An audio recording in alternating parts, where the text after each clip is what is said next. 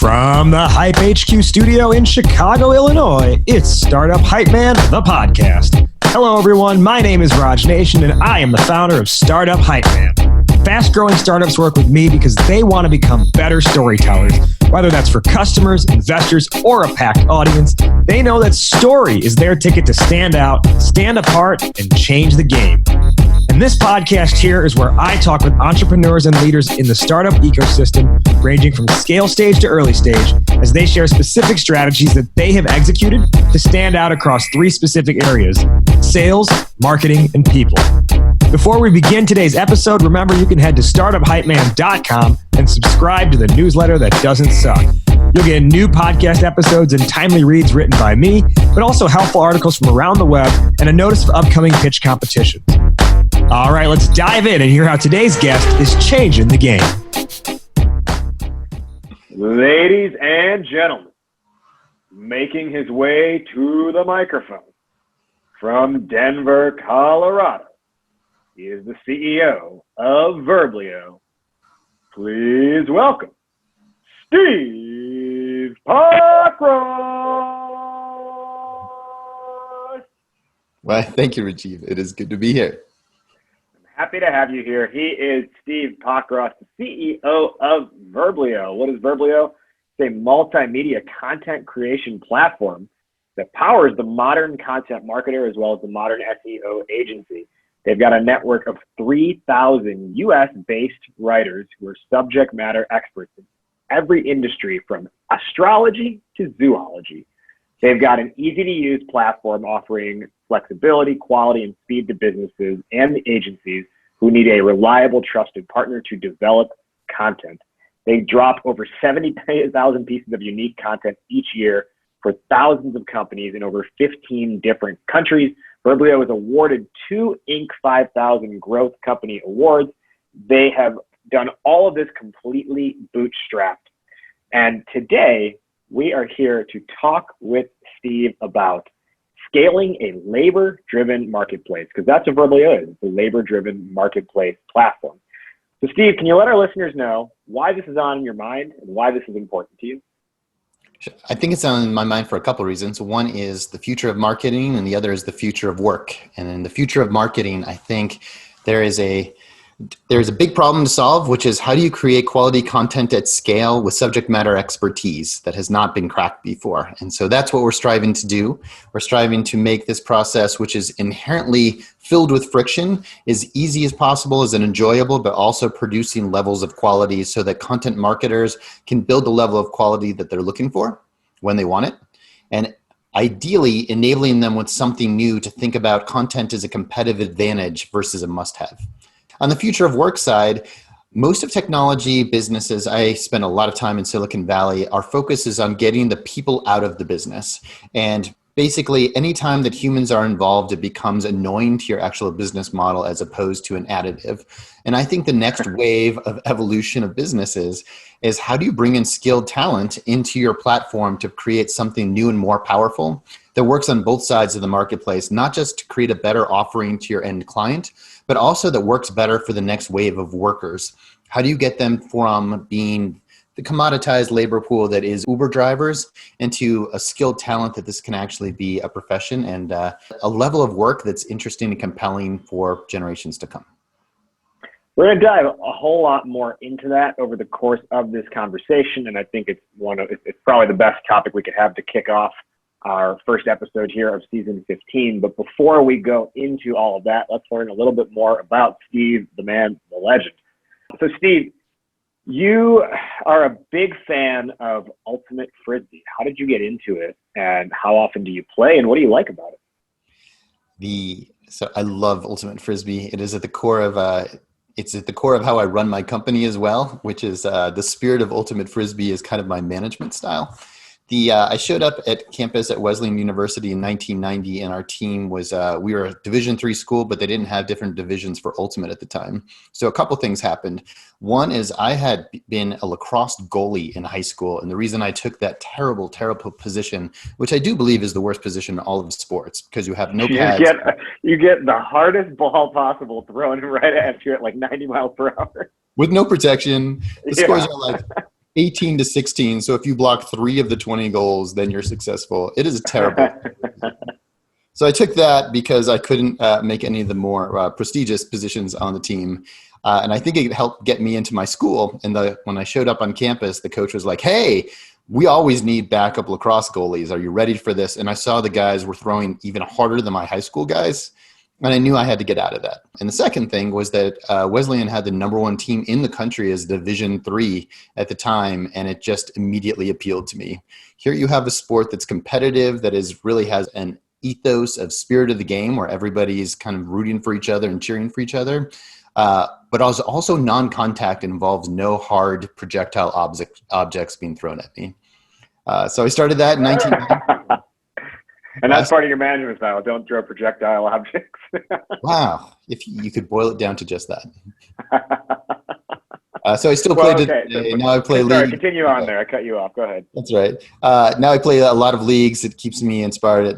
There's less of the 40-somethings playing every year. So we're constantly challenged to chase 20-year-olds if you want to stay in it. But last year, 2 years ago, my 40s and over team made it to nationals in Chicago, right next to you. So it's fun to be able to play competitive level anything as you get older. Yeah, I think, and the operative part of that phrase is the as you get older, when you feel like some party has still got it in some way. Yes, I think we all just want to be moving forward in some way at all times, especially given these times. Progress and consistency just feels even better than ever before. It actually reminds me a lot of, I'm sure I'll have him on at some point, the CEO of this company called Swish House that started out of Chicago recently over the past, I'd say year or so. And it is, I'm sure you're familiar with like HIIT training, right? Like the workout classes, but think of it's HIIT, but via basketball. So it's like going to basketball practice in high school.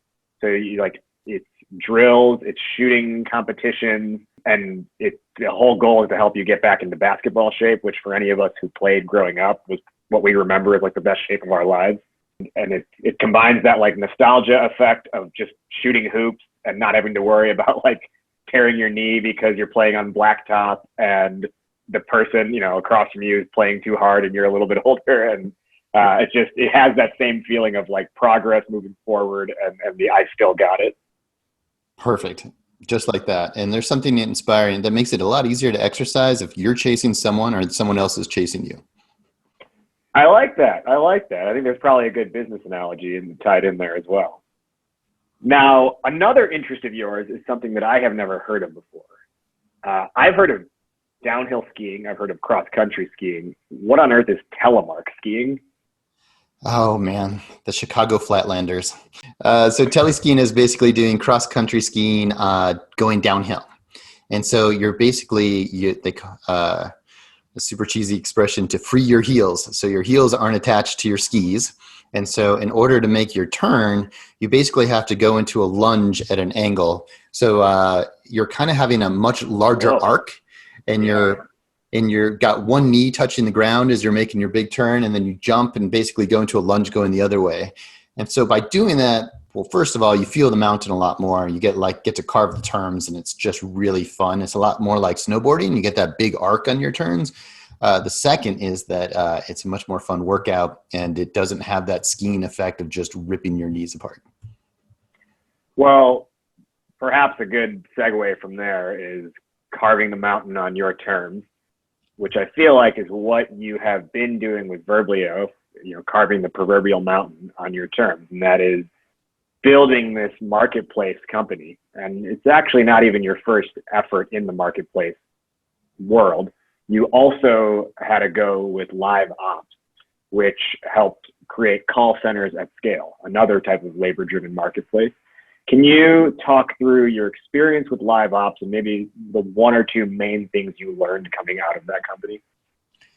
Sure. It was a pretty formative experience for me. So I was with live ops from 2004 till 2012. It was a pretty high-flying company. We went from about 8 million of revenue when I was there to 150 million in a very short period of time.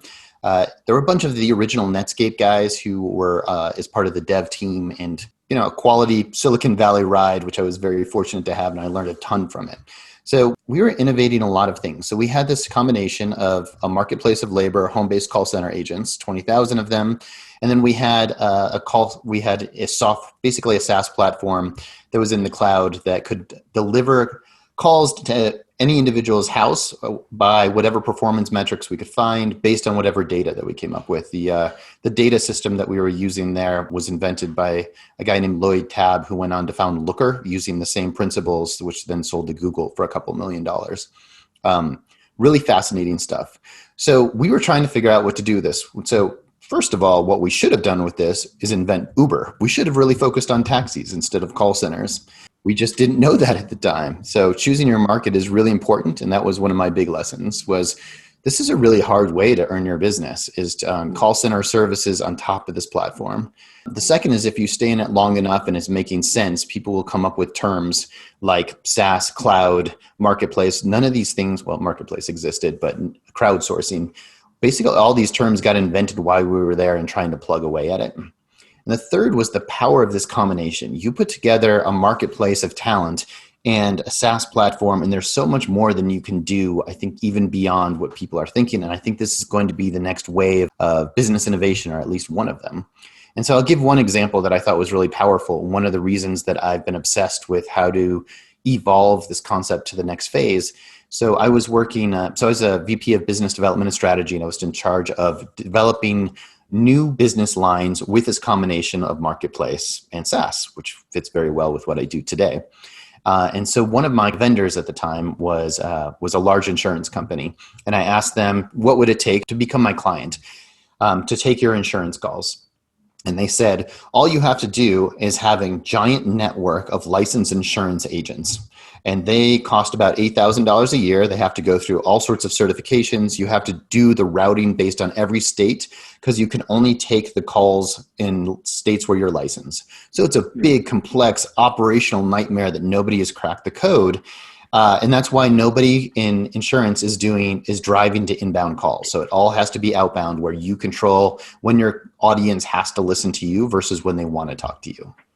So if you could do this inbound, you could really invert the entire model and do direct marketing and drive calls inbound. And so what we did was we asked all of our call center agents, mostly stay-at-home moms across the US, how many of you are licensed agents? And somewhere between 300 to 500 of our call center agents were licensed agents, which means that we had a marketplace that probably the largest licensed agent call center in the United States, maybe the world, and didn't know it. And that's the power of marketplace to me. And so we started our insurance business, which became a huge line for us.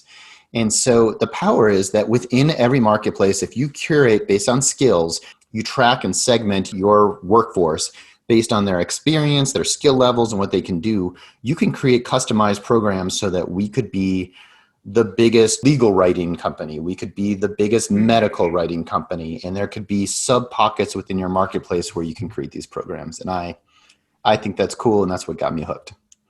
And is that to say that because you have people on the other end, you are opening yourself up to potential like other things they may do that is not the direct thing you hired them for, but could create that opportunity? Exactly. They should lead you. If you create a platform and a marketplace that are working, somebody should be telling you could do with that better than anything that you've ever thought of. Interesting. Okay. Well, I have a client right now who is a labor-driven marketplace, and I hope they're listening very closely to what you just said. You end up becoming CEO of Verblio. You did not found the company, but you took over a few years ago. Can you talk through how you got introduced to the company, why you wanted to, why you were brought on, and what opportunity you saw? Sure. So I grew up in Denver, and then I left for about 20 years, went all around, spent a lot of that in Silicon Valley. When I came back, I met a lot of the local startup scene and was lucky to be introduced to the founding CEO of Verblio. Now I'm getting my names, Verblio Live Ops, stuck in my head at the same time. In an early phase he was trying to raise money, and he was looking to the top marketplace companies to raise money from, and we were talking about how to do that when I first got here. And then we just stayed in touch. So it's really a good marketing, like it's a good networking story. You have conversations because you're interested, you're curious about the same things, you're passionate about the same things, and then you keep in touch. And sometimes it works out and it all goes in your right favor. And so I was lucky and fortunate to have that experience early. Then I bopped around the Colorado startup scene for quite some time, mostly working as kind of starting up new divisions for startups or being the right-hand person to the founding CEO at another company. So that's a pretty risky line of business, which is if you're starting up a new line of work for a startup, it means that their original line of business isn't growing fast enough, or so they need something else to save the company, or they're willing to kind of take a high risk. Can you build something quickly? So in order for that to work out is a lot of things. I think that's a fascinating line of business, but it also means that you don't really have control of your destiny if forces outside of you. Your new business line is going well and you just don't have enough runway to get there. Every new venture takes some time. So I basically said to myself that next time I want to run the whole show, whether it succeeds or fails, I want it all on my shoulders, and I'm dying to get back to marketplace businesses. Just at the time that the CEO was a journalist, and he basically said, I'm actually stepping down. I want somebody who knows how to scale marketplaces, turn them into something more powerful. Is anyone in the local Denver area ready to do this? So that worked out awfully well. That doesn't happen too often. Perfect kind of perfect storm there that came together. Now, it sounds like then that your attraction was marketplace, not necessarily, I want to get into the content game. It was, hey, I see a real opportunity because it's an attractive marketplace. That was number one for sure. So I got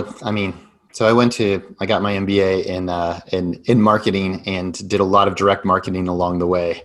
And I'm pretty obsessed with marketing as well. And the fact that I could transition into like the point of the spear for marketing was just like an added, makes it all better. Because you want to be in marketplaces for what it does as opposed to just like the guts of the system. So it was definitely a draw. Yeah, so I guess that walks into my next question, which is from the founder perspective or the CEO perspective, if someone is starting a marketplace company, do you think it's important to not only understand the mechanics, but also have deep knowledge of that area of the marketplace? Or is it fine to just know, hey, I know the mechanics of how a business like this works, and you know what? Law looks like a pretty attractive industry because they have this going for them, but I don't necessarily know much about law myself. That's a really interesting question. I have been asked that before. And so my initial thought is, so most startups go into an area that the founder has never been in before whatsoever, or at least the Silicon Valley style. I think more of the successful ones are like you gradually take somewhere where you have expertise and build upon that. But there's so many examples of really just going into a new industry and understanding it. To me, it's the mentality and knowing what expertise you need to bring in with you. So it's less of the marketplace mechanics that I think are important versus the empathy for both sides of your marketplace.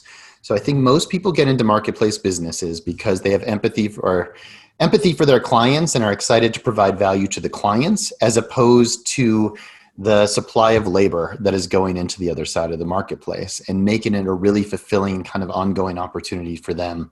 Because our company was started by a journalist, I feel like Verblio was born with the spirit of doing right by writers in the DNA of the company, which really appealed to me. So I think it's really empathy and interest in both sides of the marketplace that's more important than the mechanics, because somebody out there knows how to do that and you can find them to help you. Well, let's dig a little bit more into these mechanics now. Obviously, the topic today is scaling a labor-driven marketplace. But before we figure out the scaling aspect, what do you think are the biggest challenges in first just building up that marketplace in the first place?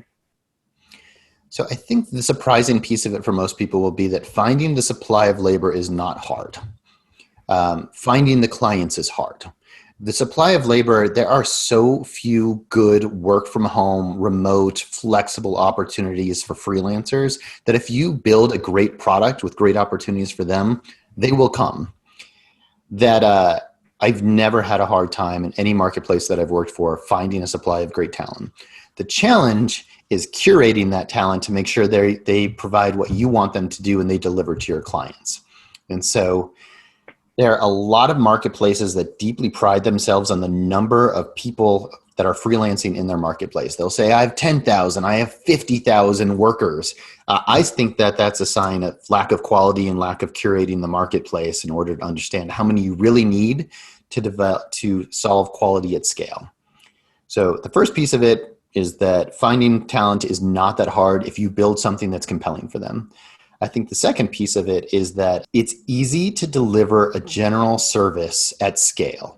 So the first principles of marketplace is, can I have availability and scalability of my marketplace at a flexible price at something that's affordable? I think there are a lot of companies that do that, and that just reaches its maximum point where at some point you don't need generalized content anymore. You don't need generalized call center agents. You need specific subject matter experts. So making to that next frontier, kind of the crossing the chasm of the content world and all of marketplaces, to me, is how do you get it to turn to quality at scale? And I think all of us who've worked in tech world know the iron triangle of, like, you can have these three things. You can have speed, you can have quality, and you can have price, but you can't have all three. I think you can if you put these things together right. And I think if you limit your mind to just having speed and scale, that you're not reaching the full potential of what you can do with these two models. Yeah, well, yeah, and specifically in the content world, I know, I used to, an SEO agency that I used to work with, meaning like I had hired and they were doing some content. The challenge I kept running into was they didn't have the industry expertise. And so I could say, hey, I would like a blog post on this topic. But then what I would get back was something that I would end up having to like rewrite anyways, because I'm like, well, no, this isn't the advice. This isn't actually even good advice that I want to have my name behind. And so not only was the quality not there, but then the speed was significantly, there was no speed. It was slow because I had to end up redoing it myself. And it's not like I had time that day. It would be like 2 weeks later, I'd look at it and redo it. And then they would go back and optimize it for SEO. So I think I've probably faced the pain of trying to go a different route in terms of being a customer. Now, you mentioned that getting the labor is pretty easy as long as you build, a platform and say, hey, I've got this thing. Do you see that as like, you just kind of almost send a pre-launch email saying, hey, put your information down if you want to be added when we go live? Or is it you have to show them the platform for them to be interested to want to be on it from the labor side? So the key to me is showing that you have the work and that it's good work. And so you let enough people in the door to make sure that they are all finding fulfilling opportunities. If you bring in 100 people and there's one job, you're going to lose that pool really quickly. So, and then I'll tell you, like, our other keys as we're thinking about what motivates our writers together. So the first is you build it gradually. You're very transparent with what the opportunity is. And then what we do at Verblio is we have three kind of main levers of motivated writers. We also do video creation too. So as content creators, but most of them come from a writing background. So first is you have to be competitive on pay. It has to be compelling. If they're looking at this as a commoditized job with commoditized prices, they're going to see this as they're going to do commodity work. So you have to be fair and you pay for the level that you want to. So we pay the most of anybody in our field, and we do that with pride. We want to. The second thing that we did differently, so we built a community, which is we have an online forum where all of our writers can hang out. They're all working from home. They want to share notes with each other and say what's going on. Some of it's really helpful to us. Like some of it, they're comparing like other writing platforms and what they've learned there and sharing back. Some of it's like, how do you do well in the writing platform of Verblio and get ahead, which saves us a lot of time. We don't have to train as much. And some of it is just like, hey, how are the kids doing? Are you watching this TV show? This is the place I go to hang out. And so it's got kind of like a social platform element of it as well. So the second is community, and the last piece is passion and motivation. I think most writing companies are very command and control, which is, here's your piece. If you've proven you're a financial writer, I will give you so many financial pieces until you can't take it anymore. And so part of the way that we thought about creating Verblio was to invert the model, which is that our writers choose our clients based on their interest level, their level of subject matter expertise, and their ability to perform for that client. And we think that is part of the main secret sauce. It helps keep our writers, it gives them passion, so they get to write about something new. So here's one fun, interesting fact. So we segment all of our clients by industry. We have 39 industries, and our 40th is other. and 52% of our clients say other, which means, well, first, it means a couple of things. We have to be good at writing for niche verticals, and we also have to be able to write for the long tail. But that's the stuff that gets writers excited. You get to write about something new and something different to keep them motivated. It also keeps them out of the biz dev game where they're selling and they can just focus on the writing piece. And they know they can sell more if they focus on areas that clients that have their level of subject matter expertise and their style, and becomes more just exciting as a way to build a career. And I think the next step is, how do you build a career doing this and give other opportunities as you can work your way up? This is pretty interesting because, first off, it sounds like there is more to this than just the functional use case of getting work, but like you create the community aspect, the social aspect out of it. So it's something that they're quote unquote going to, even if virtually, to get, they're extracting value out of it beyond just the direct transactional use case. So there's reason for them to hang around. There's reason for them to champion the brand. There's reason for them to not leave. Exactly. I mean, I want this to be an exciting, compelling, just part of my background. My wife's a professional writer. My mom's a professional writer. Her third book is coming out this month. My brother's a professional writer. I want to go to my family dinners with pride and saying I'm doing the right thing for really. Yeah, I'm not screwing over your peers, right? Exactly. Okay, so you mentioned that the pay the most competitive rates in the field, and I'm part of what I want to touch on that is you mentioned with inverting the model that you let the writers decide what projects might interest them. Does that mean, where my confusion lies, I should say, is does that mean it creates a bidding process when you've got three people who are all really excited about the same project, and then it perhaps does become a lowest bidder wins? Oh, right. So it's a complicated little mousetrap that we have to work out in order to make all of this works. And I think we played with every one of those. And just like every great idea, takes a lot of iteration along the way. So one of our key features is we only have one price. We only pay writers one level. So there's no competing on price. We don't believe in the concept of having 1-star writers, 10-star writers, and somewhere in between. I don't understand why you wouldn't want to have someone who's the top level writer and at one fair price. So I think you're exactly right. I think that incentive system is weird. So we tried not to have it. And so what our writers do is they submit a full post to our clients. And so their competitive levels, they get there faster because of that. So our average turnaround time is only 2 days with quality writing, which is very fast by industry standards.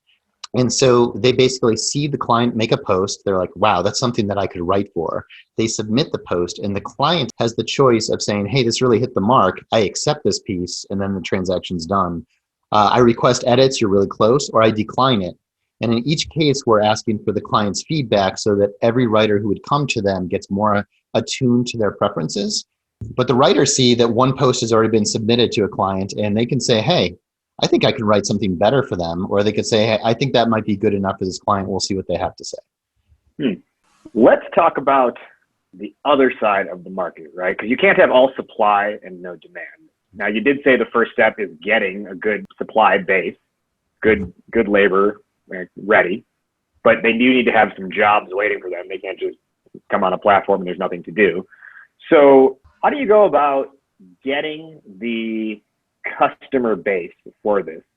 And is it we did like a traditional cold email strategy? Is it like Facebook ads? Is it SEO? Is it all the above? It's none of the above. So one of the other wonderful gifts that my founders gave to me is the gift of amazing organic traffic from having written great content for 10 straight years. So one of the funny things about having a journalist as your founding CEO is that, I spend my time totally different than him. He spends every single day writing a blog every single day from 2010 forward and has got incredible organic traffic and brought it through. So our focus is really living the spirit of content marketing. We try to put as much great content out there. We build the brand. We rebranded 2 years ago yesterday to Verblio, from a brand that to really focus on the modern digital marketer from where the place started, which was just creating ongoing content that wasn't that worked for SEO versus the end target. And only recently, we hired our first outbound salesperson full-time last month. And so 10 years of growth, we grew 300% over the last 3 years without any outbound sales. And then we play a smaller level in some of the other fields like paid marketing and things like that, but very little of our budget. And it's one of the things you can't do if you're a bootstrapped company. You have to figure out where you can invest the limited budget you have, because you're investing of where you're at as opposed to where you're about to be. Okay, so you get an initial customer base going, you build up the marketplace. There is a difference between the building up of it and then the scaling of it. So then, and I would put it in layman's terms, it's like scale is when, quote unquote, the machine is turned on. Yeah, the flywheel. So the flywheel effect. So what are some of those like sticks that are getting stuck in that flywheel that present challenges towards the scaling up? So really good question. The biggest challenge is, so our services works really well, so we are Vitamin. The content creation process is a pain in the butt. This is one of the main things that we're solving, which is that in order to create great content requires interaction on both sides. Even if you're paying us to help you, you have to download your preferences and your interest level and your subject matter expertise into the platform. So a writer, like a great journalist with subject matter familiarity, can write something for you. But it still means that you as a client have to do some work, which is one of the stickiest aspects, which is how do you pilot that and get them through the first 3 months? If they do that, then we're good and they're going to stick with us forever. But we kind of have to train our clients, which makes it's less the sales process versus once they get on board, the pilot process. So that's a nice kind of we do it a lot better. We try to have a better customer experience on our platform. We think about UI design and all of those pieces along the way.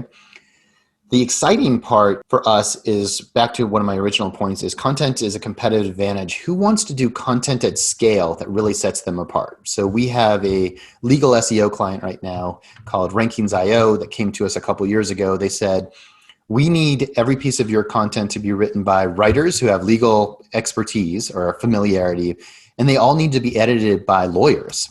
That's going to be able to set us apart. And then we can go to every single law firm in the industry and offer a solution that nobody else has. And so we've written over 4,000 pieces of legal content for them, all delivered on time with quality, that's helped differentiate them in the space, which I think is really cool and exciting. And my sales side, where that flywheel gets stuck, is there's no way to search online for who produces a ton of niche content or who wants to. I'm looking for aspirational marketers versus existing business to steal. Now, okay, so you mentioned you had success in law, or writing about law and writing for law practices. How do you temper let's call it the temptation to say, oh, hey, we're having a ton of success in one specific, or, in one field. We have customers in all fields. We have a lot of success in this field. Let's actually just pivot and become purely a marketplace for only the field of law. So in a normal business, you would have to do that, right? There wouldn't be enough business to be there. You would try to be, especially as a SaaS platform, if you were a SaaS platform alone, you would try to figure out, how do I tailor or customize it down? I lower my target audience, and then I fully get there with their needs in my product. In a marketplace-driven business, you can create those sub-businesses without having to do a pivot. So the product itself, being the marketplace and the SaaS together, can deliver for any one of those verticals. So the pivot is really building an account team and a sales and marketing strategy to go after that, which is so powerful. So my vision of Verblio is that we're going to have Verblio Legal, we're going to have Verblio Home Services, Verblio Real Estate, and each one of those will build up the same expertise because it's a very repeatable system. And the unique part is our sales and marketing team to say, we get your space, we're coming after you. We have all of the professionals that you're looking for and ready to deliver it. And the backend system just works broadly. On that note, to this point, have you relied solely on the inbound you mentioned, the existing content that's put out there to get customers, or do you have a sales team who's doing outbound as well at this point? So I hired a part-time VP of sales for the first time, our first outbound salesperson in March, and then hired him full-time in September.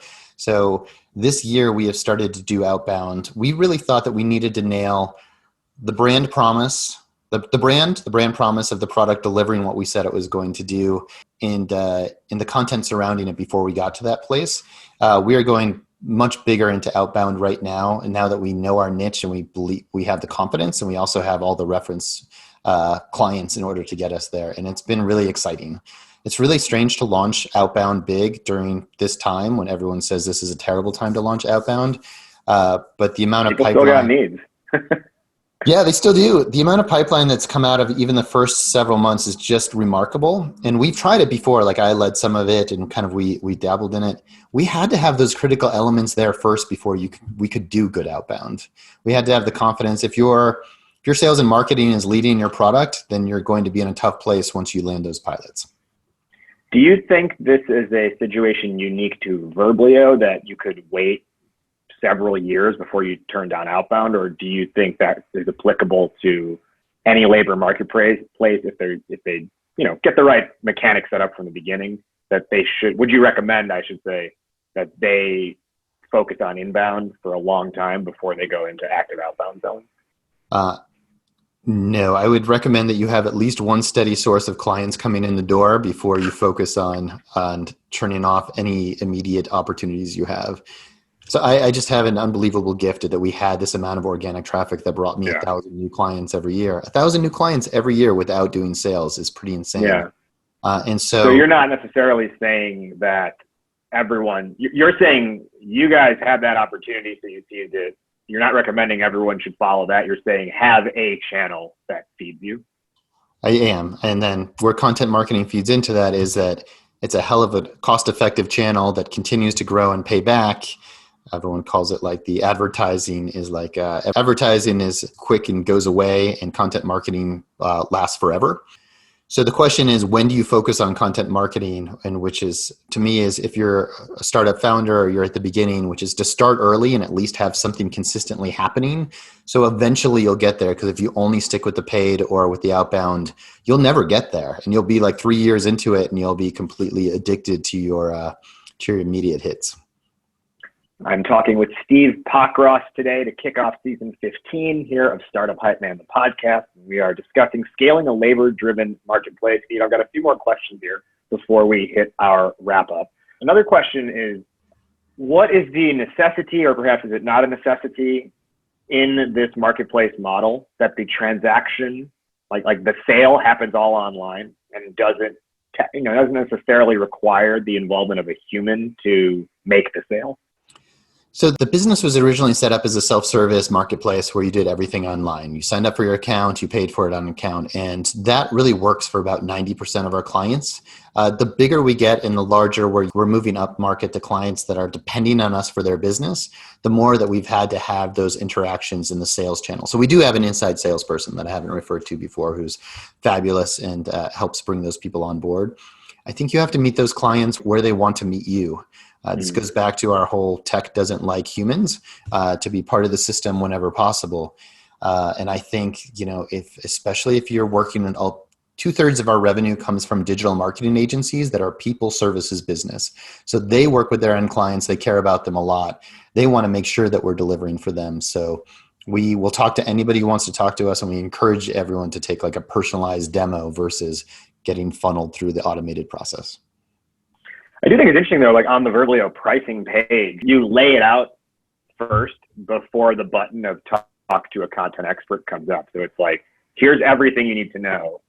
Then if you're still confused, talk to us, as opposed to leading with talk to us is the number one thing we want you to do on this page.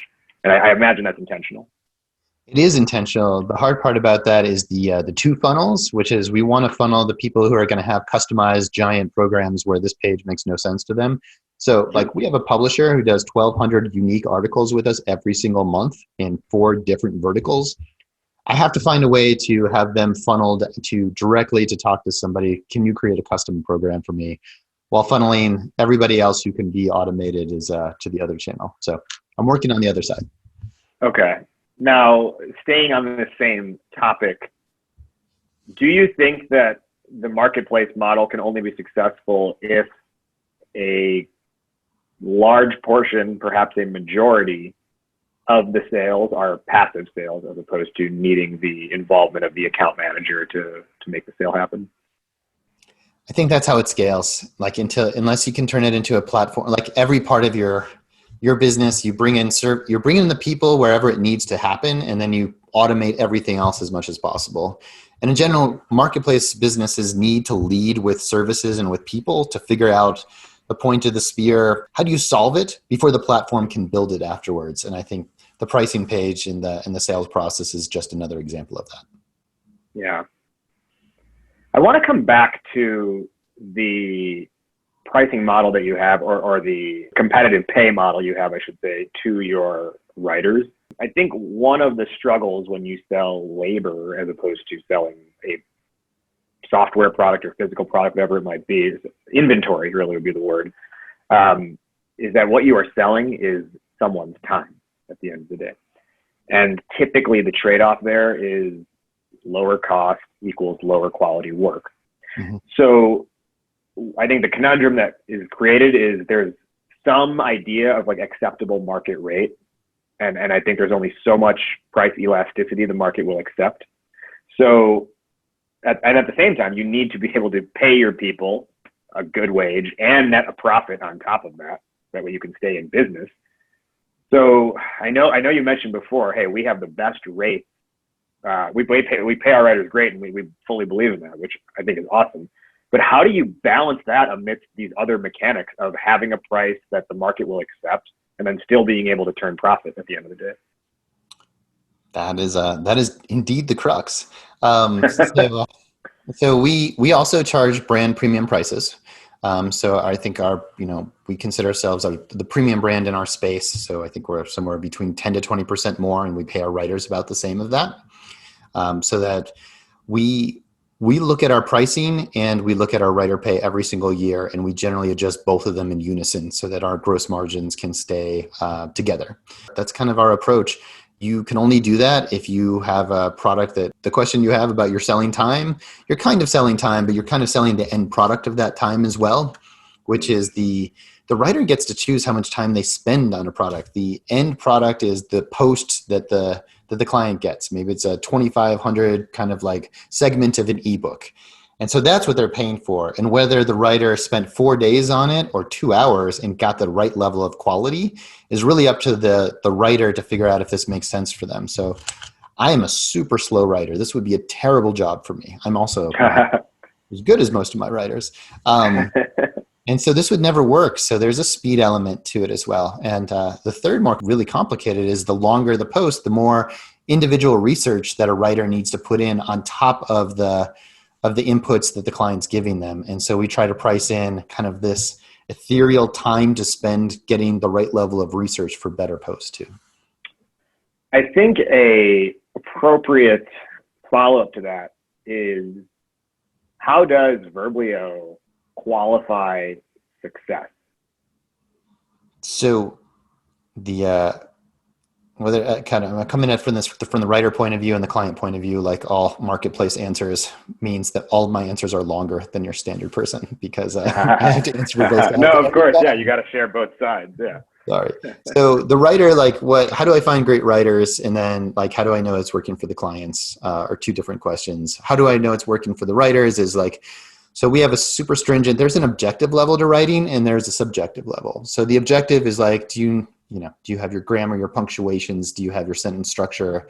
All of that stuff down. So about 4.5% of our writer applicants, pass that test.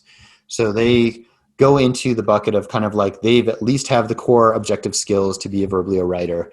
And then everything happens in our marketplace. How are you meeting our clients' needs? Are your clients accepting your posts when you write for them?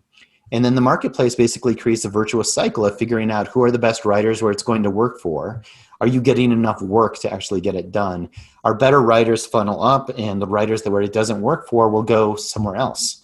On the client side, we're finding that success of, if you're accepting the posts, you're doing it on an ongoing basis, and you stick with us month after month. All of our business, I haven't mentioned to this point, is a subscription basis, which is, we believe that good content marketing happens consistently month over month. And so one is you accept your content and you're using our platform actively. And the second is just how engaged you are. Are you giving the feedback, and how many posts are you accepting versus declines? So it's kind of if the clients stick with us and they keep buying content and they keep engaging more, things are going really well, but it's not as beautifully black and white as many platform executives would like to see. But I think that's important because even the notion that you said, well, I have to answer this for both sides of the market. And this ladders back up to where this question came from, which is how do you balance the mechanics of what you charge the customer versus what you charge or what you pay out to your contractors. Because I think it comes back to like what you're trying to figure out is your brand promise. And are you delivering on that? Because yes, I do believe, and there's evidence of many different types of platforms, whether it's content or otherwise, where how they qualify success is not necessarily like successful jobs done. It's quantity of jobs done, knowing that 30% of them are going to be crap and we're just going to deal with that, but we're just going to keep filling the funnel right, to overcompensate for that. And they may not think about in terms of how do they qualify success. They may not even have in their consideration set what does success look like for the labor side of our marketplace. So I share that to say I think it speaks to where you guys are where you are and the direction you move as a brand at the end of the day, which is premium offering, not just to your customers, but to your writers as well. Yes, man, you nailed it. That's exactly it. It's I think that's where most companies go, and I think it really helps if you come from the perspective of both sides to make it work. Let's begin our wrap up. Where can our listeners learn more about Verblio, learn more about you, Steve, and find you both online? A few places. So we're at verblio.com, verblio.com. We try to make the site as fun and engaging as possible, so please spend some time there. I am available on LinkedIn at Steve Pockross. I post a lot of things there if you're looking for other content. And I also host a podcast called The Verblio Show, which you can find iTunes, Spotify, or everywhere, where I interview interesting marketers along the way and try to get insights and inspiration for other marketers. To wrap up, we will each give our top one or two lessons or takeaways based on our conversation today. I'll go first, then I'll toss it to you. The topic today was scaling a labor-driven marketplace. To me, I think one of the biggest takeaways I got out of this was the importance of, I'll say, understand what service are you trying to deliver? What output are you trying to deliver as a step one? Essentially, what is the brand promise up front? Because I think that dictates a lot of the decisions moving forward. And then with that comes, okay, assuming you're trying to create something that's not just bad quality work, but you keep getting paid for it, be respectful and take care of the labor side of the market. Don't just only think about the customer side. Steve, top one or two lessons or takeaways? Cool. I think mine is I haven't thought a lot about starting the marketplace in a really long time. I've only thought about how to scale it from where I'm at, which is a really good point. So getting back to the basics of what would you do if you were starting a marketplace, and what would you do as a business if you're starting your content marketing plan now? I need to spend some more cycles getting back to the basics. My final question, which is how we end every episode on the show. Fill in the blank, Steve. Entrepreneurship is blank. It's funny because I listened to this so many times and I still don't have a good answer. Oh, entrepreneurship is a very overblown word for wanting to build a business.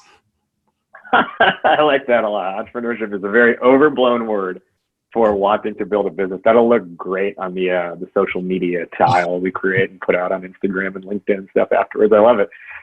We had one answer last season, which was entrepreneurship is very hard to pronounce. very hard to spell is what it was. My follow-up question was going to be, in serial entrepreneurship is a word for failed multiple times and now seems to be getting it right. I like that a lot. He is Steve Pockross, the CEO of Verblio, a company that I may end up being a customer of in the near future. So thank you for sharing everything about Verblio today and your expertise on scaling up marketplaces. Steve, thank you so much for joining and kicking off episode 1 of the new season 15 of Startup Hype Man Podcast. It has been a pleasure. Thanks for having me. That wraps up today's conversation. Did you like what you heard? Startup Hype Man, the podcast, is available on every major platform, including Apple Podcasts, Spotify, Google Play, and more. So be sure to subscribe on your platform of choice and leave a rating and review. Do you want to be an upcoming guest on the show? Email media@startuphypeman.com with your idea, and my team will review. Our theme song is Change the Game by Jay-Z, all rights owned by Rockefeller and Def Jam Records. And hey, if you want to work together on making your startup story the only one that matters, email me at rajiv@startuphypeman.com. That's RAJIV@startuphypeman.com. Well, that'll do it for today. Thank you for listening. Thank you to today's guests for joining. You have been checking out Startup Hype Man, the podcast. I'll catch you next week. But in the meantime, word up, raise up.